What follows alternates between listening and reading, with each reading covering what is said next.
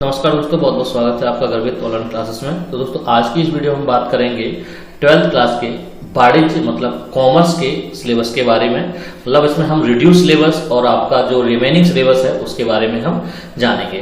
तो दोस्तों जैसा कि अलग अलग स्ट्रीम के हिसाब से आपके अलग अलग सब्जेक्ट चुने जाते हैं कॉमर्स में, तो मैं आपके जितने भी सब्जेक्ट हैं उनके मैं सब रिमेनिंग और रिड्यूस सिलेबस जो है उसके बारे में बताऊंगा। तो देखते हैं। तो आप देख सकते हैं सबसे पहले वाणिज्य वर्ग कक्षा 12, तो इसमें सबसे पहला जो सब्जेक्ट है वो है बही खाता तथा लेखा शास्त्र।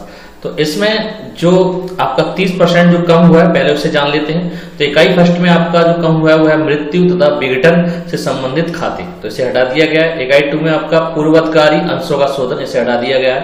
इकाई 5 में विनियोग खाते लागत लेखांकन का परिचय, अब इसे भी हटा दिया गया। नेक्स्ट है आपका अनुपात विश्लेषण का सामान्य अध्ययन, इसको भी हटा दिया गया है।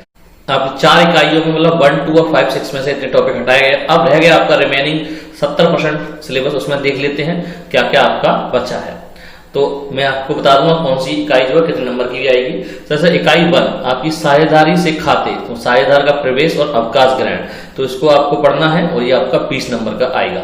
नेक्स्ट है आपका इकाई 2 अंश आशय प्रकार, मतलब आशय प्रकार अंशों का निर्गमन हरण व पुनर्निर्गमन संबंधी लेख हैं, तो ये आपका 15 नंबर का आएगा और ये आपको पढ़ना है। इकाई 3 में आपका ऋण पत्र आशय प्रकार निर्गमन व शोधन संबंधी प्रविष्टियां व खाते, तो ये आपको पढ़ना और टोटल आपका ये 15 नंबर का आएगा। इकाई 4 में आपको पढ़ना है कंपनी के अंतिम खाते, इसमें व्यापार लाभ हानि खाता, लाभ हानि नियोजन खाता, उसके बाद आर्थिक चिट्ठा कंपनी के अधिनियम के अनुसार, तो ये आपका टोटल आएगा वो 20 नंबर का आएगा। नेक्स्ट है आपके इकाई 5 में हास आशय और विभिन्न विधियां, तो इसमें आपका टोटल 15 नंबर का आएगा। उसके बाद इकाई 6 में गैर व्यावसायिक संस्थाओं के खाते, इसमें प्राप्ति व भुगतान खाते एवं आय व्यय खाते, टोटल आपका 15 नंबर का आएगा।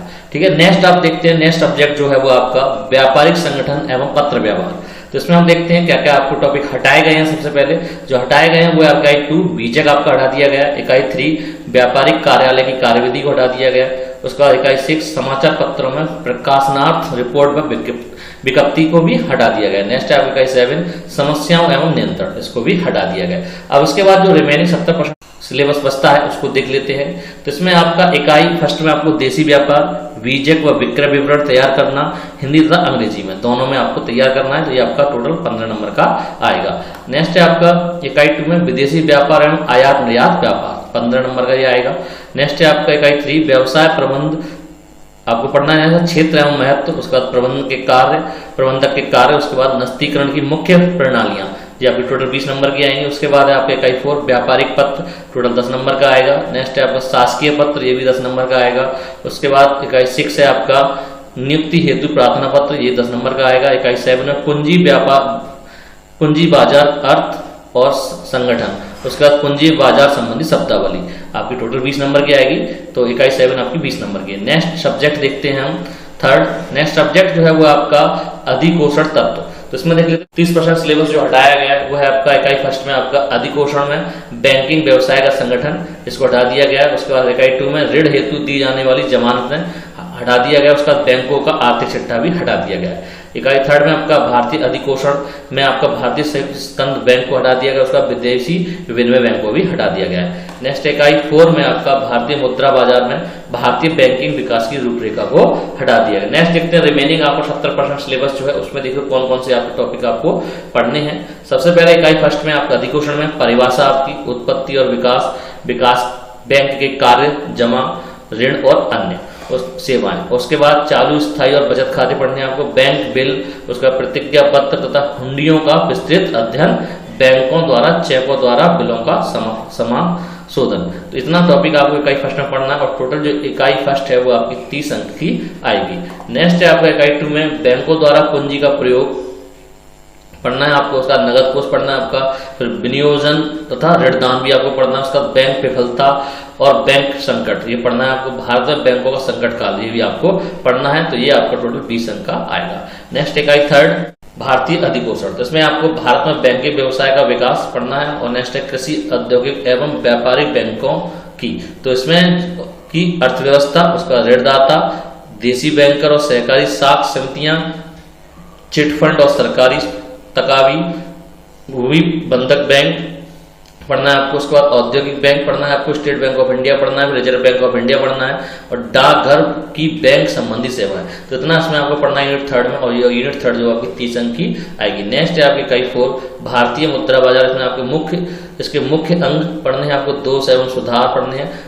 तो इसमें आपको केवल 2 से 3 टॉपिक हैं जो आपको पढ़ने हैं, ये आपकी 20 अंक की यूनिट आएगी। नेक्स्ट बात करते हैं अगले सब्जेक्ट की।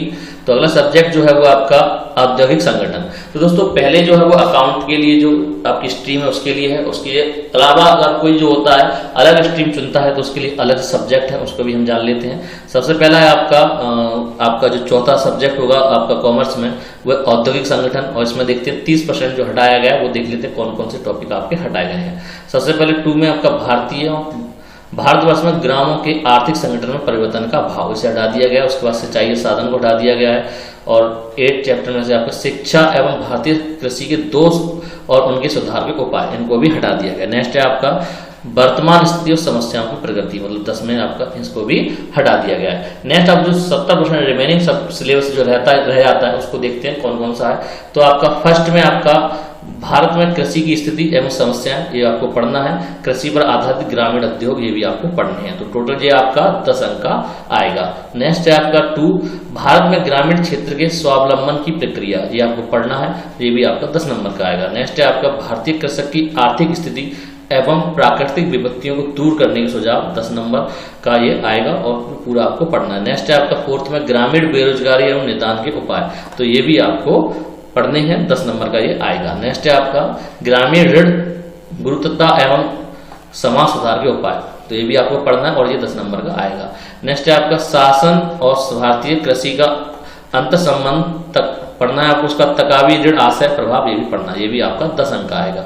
नेक्स्ट है आपका 7 नंबर कृषि उत्पादनों की मांग में आशय और आवश्यकता में, ये भी आपको पढ़ना है और ये 10 नंबर का आएगा। नेक्स्ट है आपका कृषि अंतर्वेषण में आपको पढ़ना है और 10 अंक का ये भी आएगा। उसका भारतीय निर्माण उद्योग आशय और महत्व, ये आपको पढ़ने और ये 10 नंबर का आएगा। और लास्ट है आपका 10 चैप्टर उत्तर प्रदेश के प्रमुख ग्रामीण एवं कुटीर उद्योग धंधे और आशय, तो ये आपको पढ़ना और ये 10 अंक का आपका आएगा। नेक्स्ट सब्जेक्ट जो लास्ट है आपका, उसे देख लेते हैं। यह है आपका अर्थशास्त्र तथा वाणिज्य भूगोल, ठीक है। तो इसमें देख लेते हैं कौन कौन से टॉपिक पहले हटाए गए हैं, 30% जो आपका कम किया गया है। तो सबसे पहले आपका खंड का अर्थशास्त्र में कौन कौन से टॉपिक हटाए गए हैं। पहले में आपका विनिमय, तो विनिमय में मांग तथा पूर्ति, अनुसूची तथा वक्र रेखा, इसको हटा दिया गया, ये आपको नहीं पढ़ना है। नेक्स्ट है आपका सहकारिता, तो इसमें केंद्रीय सरकार सहकारी बैंक, इसको हटा दिया गया है, इसको नहीं पढ़ना है। नेक्स्ट आपका वितरण में आपको ब्याज को हटा दिया गया है। तो खंड का में आपके इतने टॉपिक हटाए गए। खंड खा में देख लेते हैं वाणिज्य भूगोल में, तो इसमें आपका फर्स्ट पे आपका फसलों के उपज और उनका व्यापार, ये हटा दिया गया। नेक्स्ट है आपका 5 में महत्वपूर्ण निर्माण कला उद्योग और उनका स्थायीकरण, ये भी हटा दिया गया। नेक्स्ट है 7 में आपका बंदरगाह, इसको हटा दिया गया, ये आपको नहीं पढ़ना है। 8th में आपका भारत के विदेशी व्यापार की प्रकृति एवं लक्ष्य, इसको भी हटा दिया गया है। अब देख लेते हैं जो 70% आपका रिमेनिंग सिलेबस बचा है, तो उसमें क्या क्या आपको पढ़ना है। सबसे पहले आप खंड का अर्थशास्त्र में देखेंगे, तो विनिमय में आपको फर्स्ट में जो विनिमय है उसमें आपको क्या क्या पढ़ना है।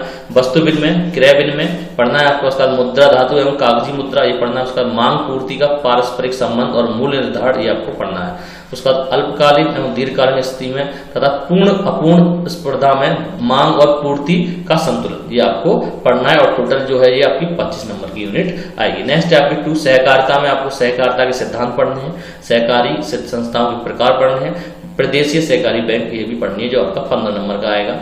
नेक्स्ट है आपका वितरण, नंबर 3 वितरण। वितरण में आपको लगान, मजदूरी और लाभ, ये 3 टॉपिक आपको पढ़ने हैं और ये आपको 10 अंक का आएगा। नेक्स्ट है खंड खा, तो नेक्स्ट खंड खा में वाणिज्य भूगोल में क्या क्या पढ़ना है, तो है आपका भारतीय वाणिज्य भूगोल का निम्न स्तर पर विस्तृत अध्ययन करना है आपको। जैसे कि नंबर 1 कृषि साधन, मिट्टी, जलवायु और सिंचाई, ये 4 टॉपिक पढ़ने हैं जो आपके 9 नंबर के आएंगे। उसके बाद आपका नंबर 2 पे वनों के आर्थिक महत्व और उनसे प्राप्त उपज और प्रयोग, तो ये भी 9 नंबर का आएगा और ये आपको 3 सब टॉपिक पढ़ने हैं। नेक्स्ट है आपका 3 नंबर खनिज पदार्थ और उसका प्रयोग, तो ये भी आपको पढ़ने हैं और ये भी आपका 8 नंबर का आएगा। नेक्स्ट है आपका 4 जल शक्ति और उनका प्रयोग, ये आपको पढ़ना है और ये भी आपका 8 नंबर का आएगा। उसके बाद 6 में आपका कुटीर उद्योग धंधे, ये आपको पढ़ने हैं और ये भी 8 नंबर का आएगा।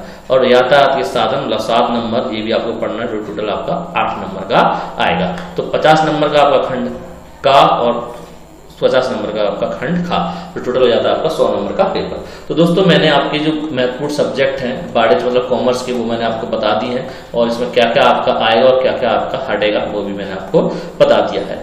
तो दोस्तों ये थी आज की वीडियो। उम्मीद करता हूँ आपको ये वीडियो जरूर पसंद आई होगी। अगर वीडियो आपको पसंद आई तो लाइक करें, शेयर करें और हमारे चैनल को सब्सक्राइब करना ना भूलें।